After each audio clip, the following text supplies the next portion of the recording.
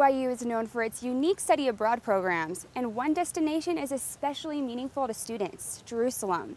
Reporter Alexis Flake spent time with 3 students who got the chance to spend a semester in the Holy City. Anamin Michael Sean Covey.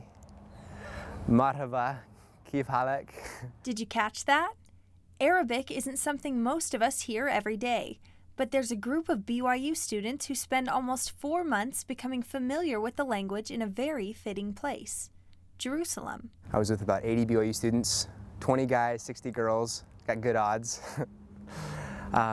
Took 15 credits of classes: Old Testament, New Testament, a little Arabic, world civilizations, ancient Near East studies, and a few other little classes. While the Jerusalem Center may not be a breeze academically, students spend plenty of time outside the classroom. In fact, many of their lessons are taught on field trips.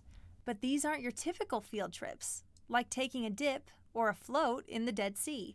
It feels like you're in outer space. You can walk not on the water, but in the water. It's really interesting. It's a sensation like nothing else. You can sit there and read a book. It's great. I love it. Or visiting the city built into a rock, Petra. If you've ever seen Indiana Jones in The Last Crusade, this is where Indiana and his dad and his other friend, they go into the canyon of the Crescent Moon, and the canyon opens up to this massive city built in a rock, and that's Petra. And so we went there. It is just fantastic. But students say there's more to the Jerusalem Center experience than the field trips. You can live in London, you can live in Spain, but you can't live in a place like Jerusalem and just dive into the gospel for 4 months and just gain a much greater appreciation for Jesus Christ and his teachings. To go to Israel and to learn what God had been doing for thousands of years, preaching, prophets taught the gospel, they taught about Christ, they had all the ordinances and covenants that we have today.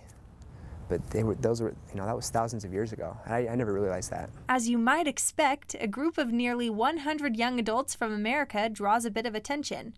But students say it's a good thing. You'll walk down the old city and the shopkeepers will just be like, "Oh, hey, Mormons! What's up, Mormons?" And they'll just try to call you in, but they can spot you from a mile away. From your very first day, they know you're Mormon because they see the light in your eyes. But whether you're on the streets of Jerusalem, on the Sea of Galilee, or just in your living room, students will tell you that the biblical history is unchanging. It made Jesus Christ and his apostles and his ministry and experiences more real to me.